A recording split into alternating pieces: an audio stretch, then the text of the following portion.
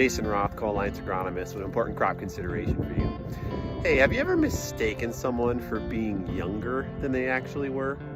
Right? It might embarrass you maybe and cost you maybe a compliment, right? You got to say, hey, you've aged really well, or hey, must be really good genes. Make that same mistake with a crop and it could cost you a lot more. It could actually cost you significant crop damage and yield loss. And so we want to be careful about mistaking the age of our crop. And we're at risk for that this year because our crops, by and large, have been stressed with a lack of moisture and some heat. And that tends to make crops shorter, right, and appear perhaps younger than they actually are, because the main way we often judge a crop is by its height.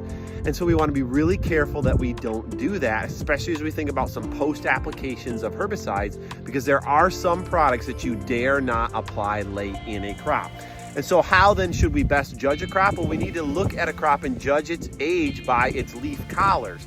And so here is a crop, right? We've got the first leaf. The first leaf is always going to have a rounded tip at the bottom. This is V1, V2, V3, V4, V5, V6. You've got these collars on the leaf that are just starting.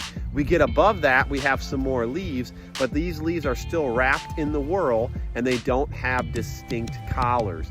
That's how we need to stage a crop. And of course, we also have to remember that as the crop gets older, it's going to start losing these lower leaves, which could make staging it a little bit more challenging. And there are some other ways you could stage leaf collars when you start to lose those lower leaves. So we'll link to this video some different products and the common cutoffs or height or age restrictions that are associated with those products, and maybe a few other things that could be helpful for you in staging the crop.